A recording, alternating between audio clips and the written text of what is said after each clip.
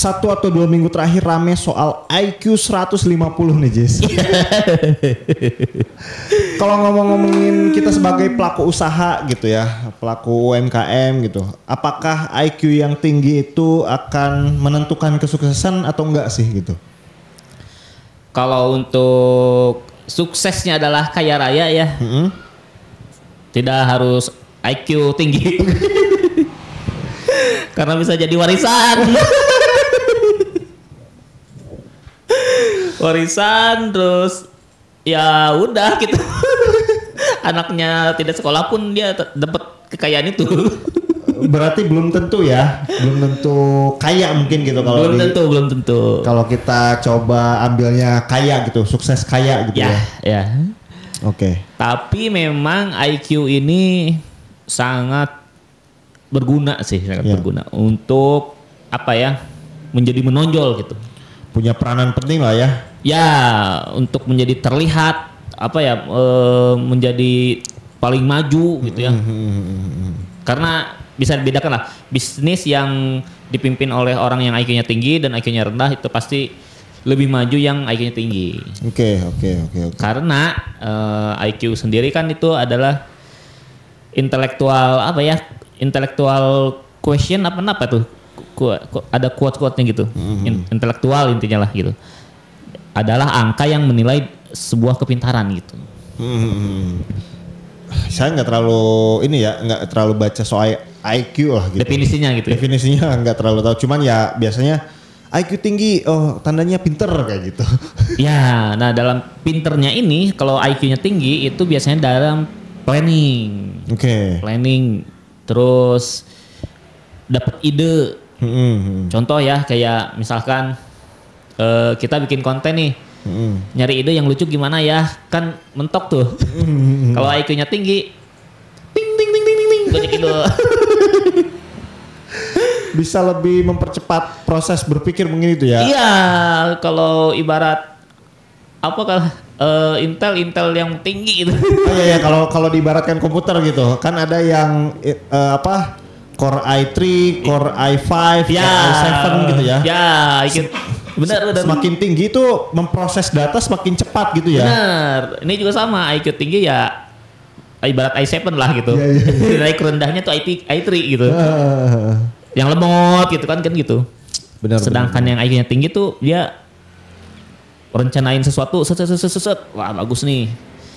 Terus dalam mengambil keputusan, wah kayaknya ini gini gitu. Iya. Terus perhitungan, pokoknya kepake lah gitu. Si jenius ini gitu, menonjol gitu. Ini kan tadi kan kita bawa soal yang rame-rame IQ 150 gitu ya. Ya. Nah kalau ini kan soal Arab ya. Arab bener. Arab ya. Arab kan katanya 150. Arab 150. Kalau lihat pencapaiannya kira-kira bener nggak dia itu 150? Waduh, IQ-nya. Susah ya.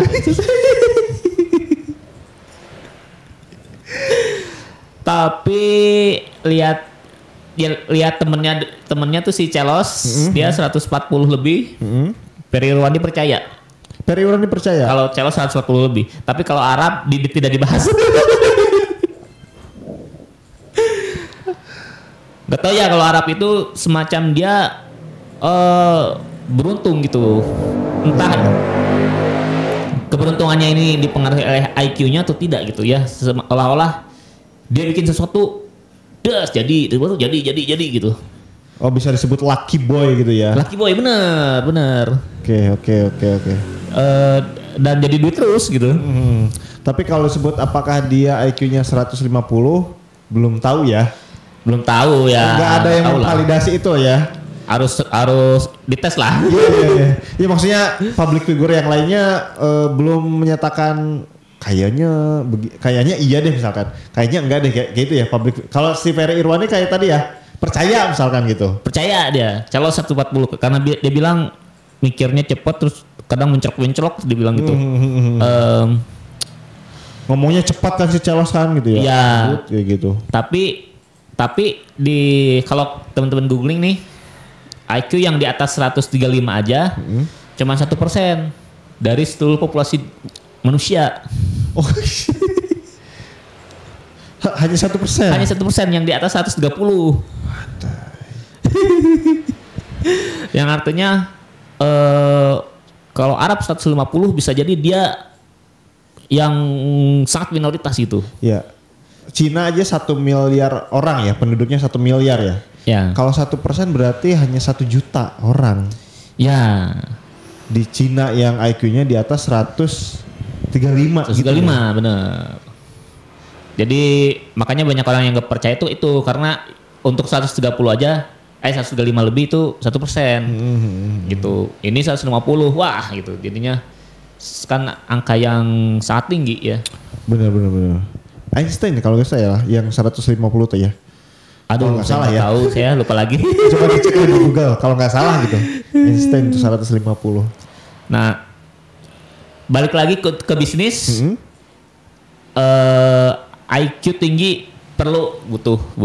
Oke. Butuh, tapi tidak menentukan kaya atau tidak suksesnya ya. Iya. Tidak menentukan suksesnya, tapi butuh IQ tinggi untuk bisa misalkan promosinya berhasil apa gitu, strateginya gitu ya. Ibaratnya proses usaha kita, IQ ini sangat berperan ya. Benar. Di berbagai sektor usaha kita gitu ya. Benar. Tapi dalam bisnis tidak cuma butuh IQ. Oke. Butuh ada juga satu lagi EQ. Nah, di waktu SMA sering dibahas nih. EQ emosional question atau apalah itu. Emosionalnya bener.